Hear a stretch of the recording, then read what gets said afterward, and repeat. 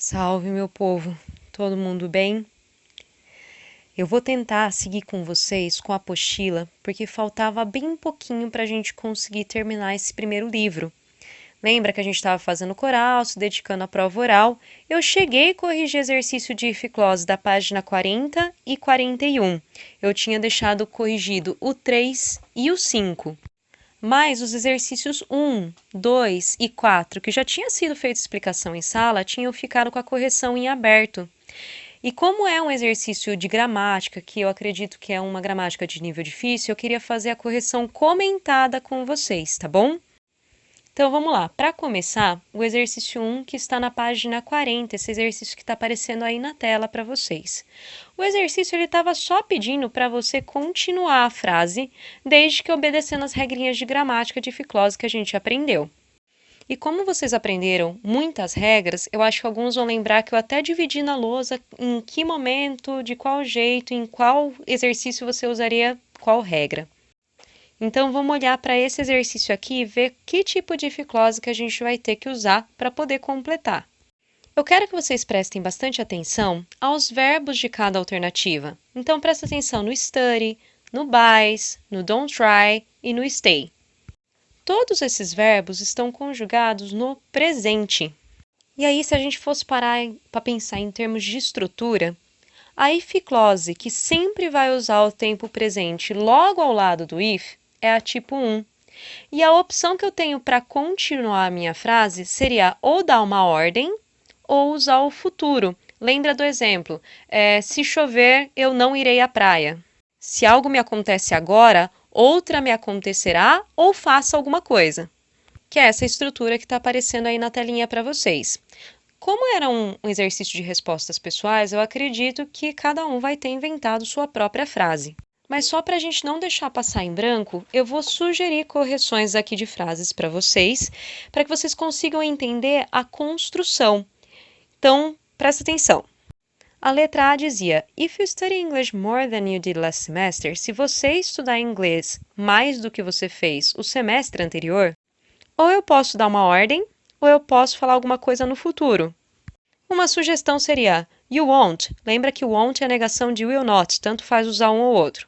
You won't suffer the terrible and damned destination of being in summer school classes. Você não vai estar fadado ao destino terrível de ficar de recuperação.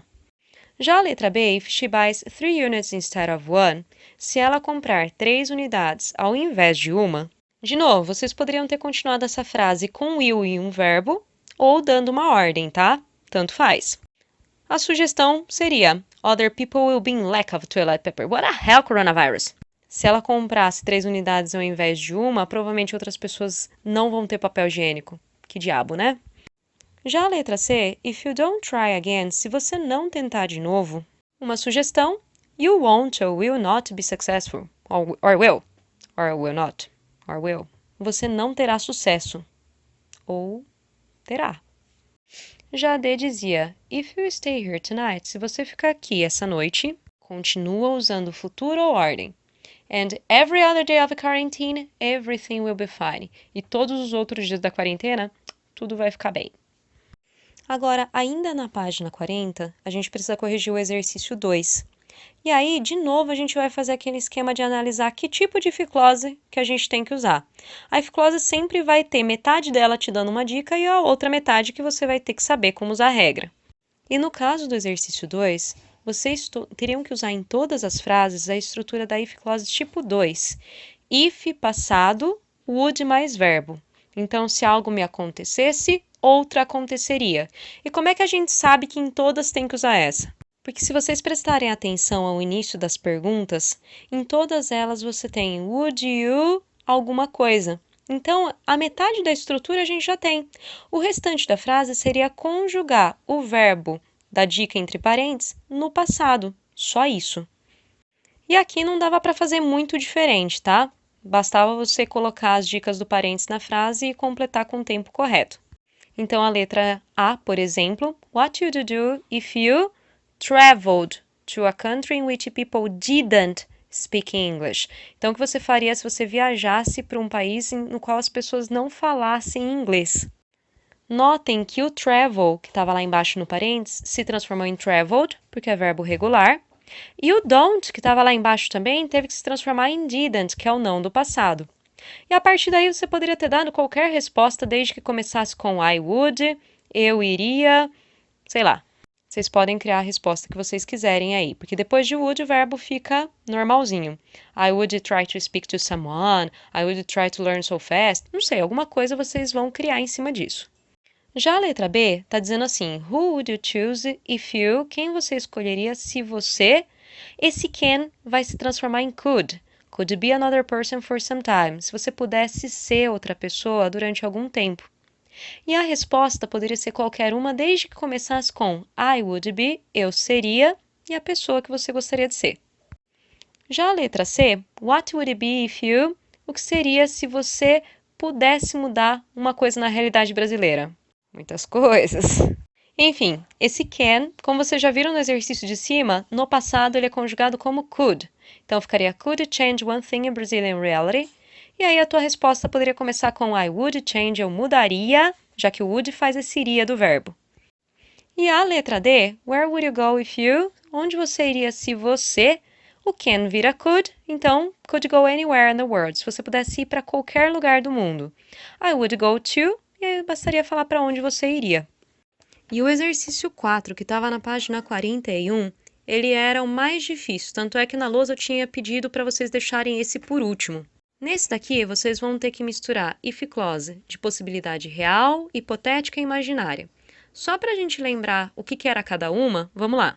Uma if clause de possibilidade real é quando o que pode me acontecer vai acontecer no presente e eu ainda tenho chance de viver isso no futuro. Então, é if clause tipo 1, if presente, lá longe, depois da vírgula, ordem ou will. Já a imaginária é quando eu penso que algo no meu passado poderia me fazer ser diferente agora. Então, eu teria que usar if clause tipo 2, if passado, e lá depois da vírgula, would. E a hipotética é quando a gente supõe de algo que já aconteceu no passado. Então, se eu tivesse vivido alguma coisa, outra coisa teria acontecido. E essa daqui você tinha que ter usado a estrutura if, had, que é o past perfect, e a terceira coluna dos verbos. E lá longe do if, eu teria que ter usado would have, teria, e o verbo na terceira coluna, tá bom? Daria para fazer várias respostas aqui com base nisso, mas eu vou sugerir algumas aí para vocês conseguirem realizar esse exercício, a correção do exercício. A começar pela letra A, ir clube ensolarado, uma possibilidade real, ou seja, eu tenho que usar if, presente, e alguma coisa no futuro ou dar uma ordem. E uma sugestão seria, if it is sunny, we will go to the club. Se tiver sol, a gente irá para o clube. Já a letra B pedia para você fazer uma situação hipotética, ou seja, usando aquela estrutura de had, o terceiro tipo de estrutura que está aparecendo aí na tela de vocês, tá? Então, você tem study, estudar, bastante e prova, hard exam. Uma sugestão de resposta seria, if we had studied hard, we would have succeeded the test.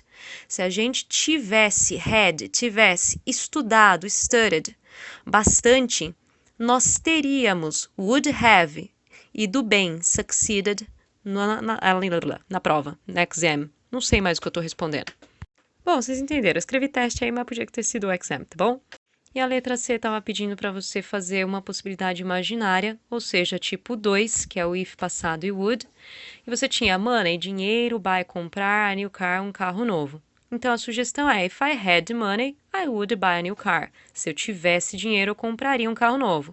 Nota que esse had que eu usei aí é passado simples do have, do ter, e não aquele had que te ajuda no terceiro tipo, tá? A letra D, você tinha que ter usado stop, negando, smoking, fumar, health, saúde, para uma possibilidade real, ou seja, do tipo 1 que está aparecendo aí na tela. E uma sugestão seria, if she doesn't stop smoking, se fosse algum sujeito que não tivesse superpoder, teria que ter sido don't, tá bom? She will have health problems, ela vai ter problemas de saúde, ela terá problemas de saúde. E por último, a letra E, ask, perguntar, politely, educadamente, give e dar. Uma situação hipotética, ou seja, do terceiro tipo. A sugestão de resposta, if you had asked it politely, I would have helped you. Se você tivesse pedido educadamente, eu teria ajudado você.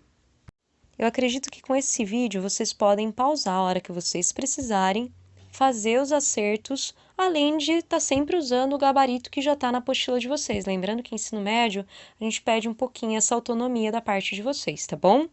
Mas eu vou pedir para vocês olharem, dar uma olhada agora no outro link, porque falta mais uma página praticamente para a gente conseguir terminar essa apostila. Faltam os exercícios da página 42 sobre verbo frasal, que eu não introduzi quando a gente ainda estava em sala de aula. Então eu vou dar uma explicaçãozinha do que está aparecendo na página 41 para vocês e depois os exercícios, beleza?